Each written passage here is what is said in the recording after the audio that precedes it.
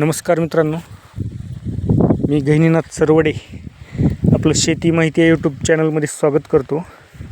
मित्रांनो, आपण ही फुले दुर्वा म्हणजे KDSची व्हरायटी आहे 992. तिचं टोकन केलं होतं. आपले बेड जे आहेत ते 3 फुटाचे बेड आहेत, म्हणजे 2 बेडमधला अंतर 3 फूट ठेवलेलं आहे. आपण टोकन मशीनच्या सहाय्यानं आपण 30 तारखेला टोकन केलं होतं. आज 5 तारीख आहे, 6 तारीख आहे 6 तारीख आहे. तर बघा कसं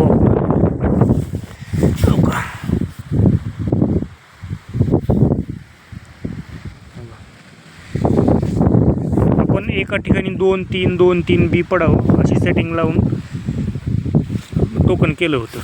तर आता ठीक आहे, 100% काही ठिकाणी जाणारच ना, म्हणजे जिथं 2 पल्ले तिथं 2, 3 पल्ले तिथं 3ही वापरू शकत नाही ना, एखादं का होईना खराब निघते. तर तसं होऊन सुद्धा हे असं वापरलेलं आहे.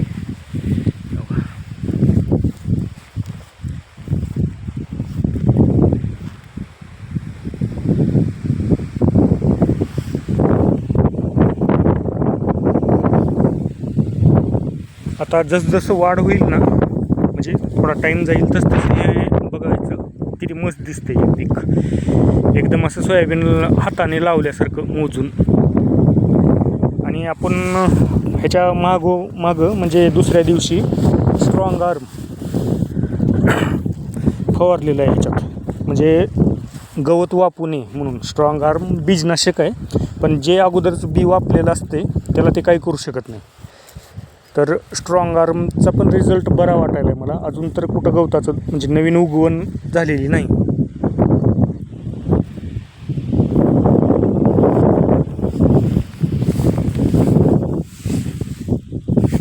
काही महाग राहिलेले ते पण वापरून यायलेत.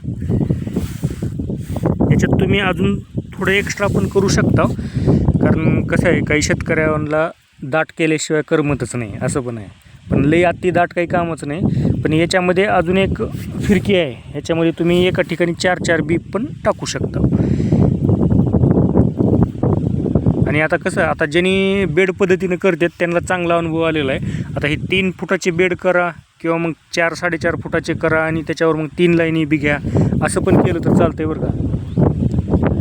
आता ठीक आहे, यावर्षी जरा पाऊस कमी आहे म्हणतात, पण जर पाऊस जास्त झाला तर या सोयाबीनला काहीच होणार नाही, कारण पाणी बेडमधून निघून जाते.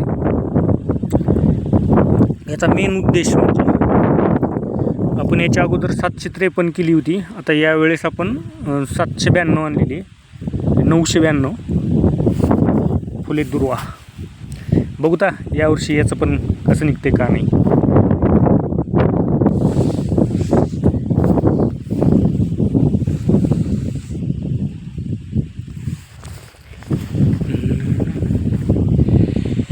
मित्रांनो, कोण टोकन पद्धतीनं केलं असलं तर कमेंटमध्ये नक्की सांगा, आणि तुम्ही काही वेगळं केलं असलं तर ते पण नक्की सांगा.